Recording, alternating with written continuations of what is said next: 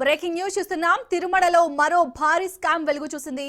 నకిలీ పట్టు వస్త్రాల కొనుగోలు కుంభకోణం బయటపడింది. 10 ఏళ్లలో 54 కోట్ల మేర అవినీతి జరిగినట్లు విజిలెన్స్ విచారణలో తేలడంతో టీటీడీ బోర్డు ఏసీబీ దర్యాప్తును కోరింది. శ్రీవారి దర్శనానికి వచ్చే ప్రముఖులు, విరాళాలు ఇచ్చే దాతలు, వేద ఆశీర్వచనం పొందే వారికి సాంప్రదాయబద్ధంగా అందజేసే పట్టు వస్త్రాల కొనుగోలులో పెద్ద ఎత్తున అక్రమాలు జరిగినట్లు తేలింది.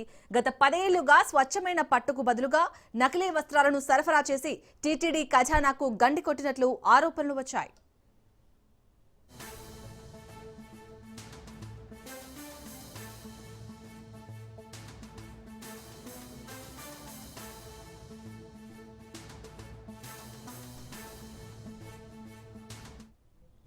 ఇక ఇదే అంశానికి సంబంధించి పూర్తి డీటెయిల్స్ మా ప్రతినిధి సురేష్ అందిస్తారు. సురేష్, అక్కడ టీటీడీలో అయితే మనం ఇన్ని రోజులు కల్తీ నెయ్యి చూసాం, బట్ ఇప్పుడు మరో కుంభకోణం బయటపడింది. నకిలీ పట్టు వస్త్రాల కొనుగోలు కుంభకోణం అనేది బయటపడింది. సో దీనికి సంబంధించి డీటెయిల్స్ ఏంటి? రైతు శాలని తిరుమల తిరుపతి దేవస్థానం ప్రతిరోజు వార్తల్లో నిలుస్తుంది. ఇప్పటిదాకా లడ్డీ కల్తీ నెయ్యి సంబంధించి విచారణ కొనసాగుతున్న రాష్ట్ర ప్రభుత్వం కొనసాగుతున్న మరోవైపు మరకామడి కేసు తాజాగా ఆ పట్టు వస్త్ర సంబంధించి అయితే విఐపీలు ప్రముఖులు వచ్చినప్పుడు శ్రీవారి ఆలయంలో రంగనాయకుల మండపంలో వేద ఆశీర్వచనం నిర్వహించే సమయంలో అధికారులు కప్పే పట్టు దుప్పట పట్టు చాలా అంటాం. ఇందులో భారీ ఎత్తున కుంభకోణం జరిగినట్టుగా తెలుస్తుంది. దాదాపు 54 కోట్లకు సంబంధించి నిధులు అక్రమంగా సంపాదించినట్టు తెలుస్తుంది. 2015 నుంచి 2025 వరకు కూడా అయితే విఆర్ఎస్ అనే కంపెనీ ద్వారా ఈ పట్టు వస్త్రాల సప్లై కొనసాగుతుంది. గత సెప్టెంబర్ లో ఈ సంవత్సరం మరో 6 నెలలకు కొనుగోలు సంబంధించి టెండర్ దాఖలు చేయడంతో మరోవైపు దీనికి సంబంధించి ఎవరైతే జ్యోతుల్ నెహ్రూ బోర్డు సభ్యుడు ఉన్నాడో ఆయన లేవనెత్తిన అంశం సంబంధించి పూర్తిగా పట్టు వస్త్రం సంబంధించి అత్యధికంగా 100 రూపాయలు కూడా విలువ చేయని పట్టు వస్త్రం 1400 కొనుగోలు చేసినట్టుగా ఆయన ఆరోపించిన నేపథ్యంలో ధర్మవరంలో ఒక ల్యాబ్ కి అలాగే బెంగళూరులో ఒక ల్యాబ్ పంపించి పరీక్షలు నిర్వహించారు. ఆ పరీక్షల్లో పూర్తిగా ఇవి పాలిస్టర్ క్లాత్ గా తేలింది. ఈ నేపథ్యంలో 100 నుంచి 200 రూపాయలు కూడా విలువ చేయింది ఈ పట్టు వస్త్రం దాదాపు 1400 పెట్టి కొనుగోలు చేయడం.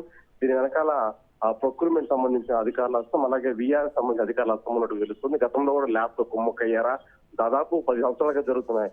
ఈ కుంభకోణంలో ఎవరి పాత్ర ఉందని తెలిసేందుకు ఏసీబీ విచారణ చేయాలంటూ కూడా టీటీడీ పాలక మండలి సమావేశంలో తీర్మానం చేశారు. ఇది తాజాగా హాట్ టాపిక్ గా మారింది. ఉద్యోగుల ప్రమేయం కూడా పూర్తి స్థాయిలో ఏసీబీ విచారణ తేలాల్సి ఉందని చెప్పేసి టీటీడీ బోర్డు అభిప్రాయపడింది.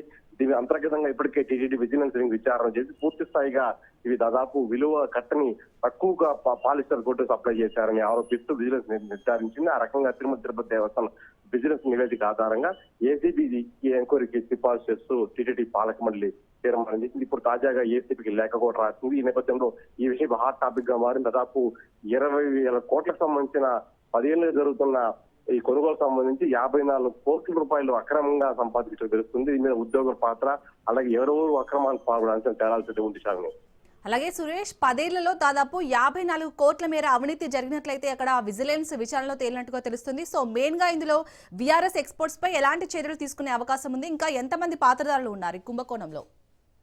అంటే పూర్తిగా ప్రతిసారి కూడా టెండర్ ప్రక్రియ కొనసాగుతున్నంలో ఆ కంపెనీలకు సంబంధించిన లావాదేవీలు బట్టి టెండర్ లో పాల్గొనే ప్రక్రియ ఉంటుంది. అయితే ఇందులో ప్రొక్యూర్మెంట్ సంబంధించి అధికార కొనుగోలు సంబంధించిన యంత్రాంగం కావచ్చు, వేర్ హౌస్ అనే మధ్యవర్తుల సంబంధించి కావచ్చు, గతంలో ఈ క్వాలిటీకి సంబంధించి ల్యాబ్ పత్రాలను తారుమారు చేశారా, అవకతవకలు పాల్పడారా అనే తేలాల్సి ఉంది.